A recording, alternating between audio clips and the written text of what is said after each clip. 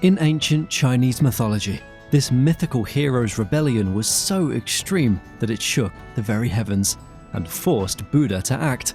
His blatant disregard for heavenly rules and constant disruptions pushed the divine authorities to their limits.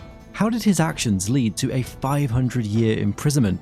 These are 8 reasons why the Monkey King, Sun Wukong, was sentenced to life in prison.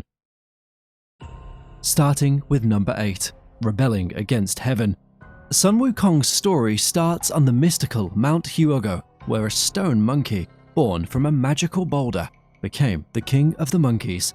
Over time, his thirst for power and immortality led him to rebel. Sun Wukong declared himself the great sage equal to heaven and demanded respect and recognition equal to the highest gods. This bold declaration was seen as an act of rebellion against the celestial order. Sun Wukong's boldness didn't stop there. After learning magical skills from the Taoist sage Subhuti, he felt invincible. He thought his powers gave him the right to challenge the gods. Calling himself the great sage equal to heaven was more than just boasting. It was a direct challenge to the Jade Emperor and the celestial order. This defiance led to many clashes with the divine authorities. Next, at number 7, stealing the heavenly peaches. Sun Wukong's quest for immortality took him to the Queen Mother of the West's peach banquet. These peaches gave eternal life and were meant for the gods. Sun Wukong snuck into the banquet and ate all the peaches. By doing this, he took immortality away from the other gods, making the heavens even angrier. The peach banquet was a huge event that only happened every few thousand years. The peaches were highly prized because they granted extended life. Sun Wukong crashing this sacred event was a major offense. Not only did he eat all the peaches, but he also showed no respect for the gods who were supposed to enjoy them. This greedy and disrespectful act made his list of wrongdoings against the heavens even longer. Number 6. Vandalizing the Celestial Palace. But Sun Wukong wasn't done causing trouble. He then went on a rampage through the Jade Emperor's palace, creating chaos and destruction. This wasn't just a minor issue, it was a direct challenge to the Jade Emperor's authority. Sun Wukong's actions showed his absolute disrespect for the celestial hierarchy. The title, Stable Master of the Heavenly Horses, was meant to keep Sun Wukong busy and not to humiliate him, but his actions showed he had no respect for the celestial order. His anger came from feeling insulted.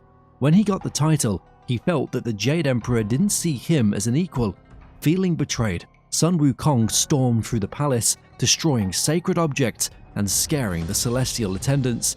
His behavior wasn't just disruptive, it was a serious violation of the sacredness of the heavenly realm.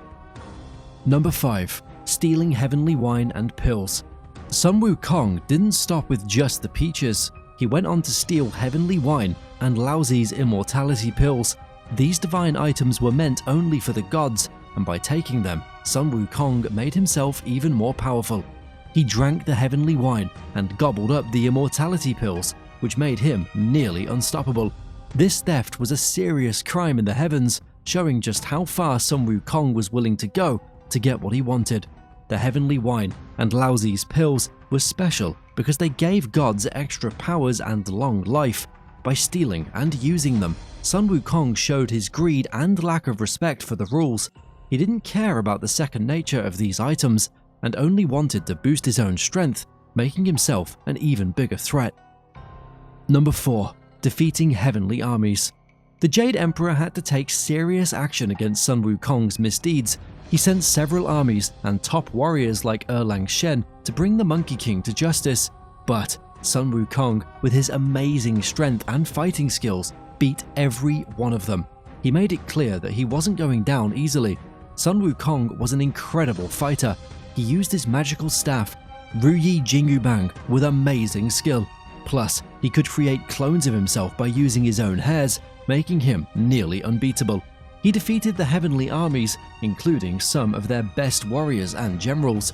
When he overcame Erlang Shen, who was famous for his fighting abilities, it showed just how unstoppable he was. Each time Sun Wukong won, it only made him more confident and showed that the usual ways of capturing him just weren't working. After some time, Erlang Shen played a key role in capturing Sun Wukong, but he didn't do it alone. Number 3. Disrespecting the heavenly rituals. Sun Wukong was imprisoned partly because he ignored the heavenly rituals. These ceremonies are important for keeping the universe in balance. In Chinese mythology, various heavenly rituals are vital for this purpose. For example, the Jade Emperor, the supreme deity, is honored through grand ceremonies on his birthday, with offerings of food, incense, and prayers. Devotees also perform rituals with elaborate offerings to gain divine protection. These practices reflect the deep cultural importance of maintaining cosmic harmony. But Sun Wukong kept crashing them or mocking their importance. His actions disrespected the gods and threatened the balance of the cosmos. By disrupting these rituals, he showed he didn't care about the essential practices that kept everything running smoothly. Number 2. Resisting capture. Sun Wukong's fight against being captured was legendary. No matter how many gods and soldiers the Jade Emperor sent, Sun Wukong beat them all. His refusal to give in to the heavenly authorities was a huge act of defiance. He made it clear that he wasn't going to be easily controlled or subdued. His ability to resist was impressive. Sun Wukong was a tough opponent because he had magical skills. He could perform the 72 transformations and create powerful clones. His determination to stay free and his defiance against the Jade Emperor's rule showed just how strong-willed he was. This constant resistance was a direct challenge to the Heavenly Order and proved that Sun Wukong was a force that couldn't be easily handled. At first, Erling Shen and Sun Wukong had an intense and tough battle, showing off their incredible fighting skills and transformations. Despite Sun Wukong's strength and his magical staff, Erlang Shen couldn't capture him by himself. This is where Laozi came in. Laozi used his powerful magical weapon, the Diamond Snare, also known as the Golden Steel Ring. This weapon was super strong, able to withstand water and fire and collect other magical items. With this, Laozi managed to trap Sun Wukong, allowing Erlang Shen to finally capture him and bring him to justice. Finally, at number 1 was his disruption of celestial order. One of Sun Wukong's most shameless acts was his interference with the celestial census, a key record maintained by the gods to keep track of all celestial beings and their roles. The celestial census was a vital tool for managing the divine order and ensuring that everything in the heavenly realm was in its proper place. In a bold act of defiance, Sun Wukong managed to erase his own name from the celestial census, as well as the names of his monkey subjects. By doing this, he effectively removed himself and his followers from the divine records, disrupting the heavenly bureaucracy. This act wasn't just a personal rebellion, it was a direct challenge to the fundamental order of the celestial realms. The erasure of names from the Book of Life and Death was particularly shocking. This book, maintained by the gods, was crucial for keeping track of the lives and deaths of all beings. Sun Wukong messed with the sacred record, defying the celestial authorities. He also broke the natural laws of life and death. This act was a blatant attack on the very principles that kept the cosmic balance in check. The implications of Sun Wukong's actions were severe. The disruption caused chaos in the heavenly realms and threatened the stability of the entire divine order. His interference with the celestial census was seen as a major breach of protocol and an insult to the gods. It showed he had no respect for the established hierarchy. It also disrupted the cosmic balance the celestial authorities worked hard to maintain. The gods were at their breaking point. No matter what they tried, they couldn't handle Sun Wukong's wild ways. His strength and defiance were too much for them. Finally, the Jade Emperor decided to seek help from Buddha. Buddha devised a plan. He told Sun Wukong that if he could leap out of Buddha's hand, he would be free. Confident in his own power, Sun Wukong accepted the challenge. He leaped and leaped until he thought he reached the edge of the universe, even marking a pillar to prove it. But when he returned, he discovered he'd never left Buddha's hand at all. The pillars were just Buddha's fingers. Defeated and humiliated, Sun Wukong was trapped under the 5 Elements Mountain by Buddha, where he would remain for 500 years. While Sun Wukong was stuck under the mountain, something interesting happened. His wild, rebellious nature began to change. During those 500 years, he had plenty of time to reflect on his actions and their impact on others. His imprisonment became more than just a punishment, it was a chance for him to learn humility and respect for the natural order. After those long years, a Buddhist monk named Tang Sanzang, also known as Tripitaka, came to rescue Sun Wukong.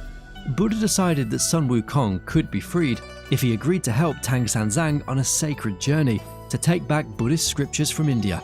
Eager to make amends and prove his loyalty, Sun Wukong gladly agreed. His adventure with Tang Sanzang, known as the Journey to the West, was full of challenges and exciting encounters. Joined by 2 other companions, Zhu Baji and Xiao Wujing, Sun Wukong faced numerous demons and obstacles. This journey wasn't just about traveling, it was also about personal growth. Through these trials, Sun Wukong learned important lessons about patience, loyalty, and humility. In the end, Sun Wukong's story, filled with rebellion, theft, and chaos, led to his long imprisonment and eventual redemption. His story is a fascinating mix of defiance and growth, showing how even the mightiest can learn and change in the grand world of Chinese mythology. And if you enjoyed this video, make sure to click on the next one for more unbelievable stories of mythology from around the world.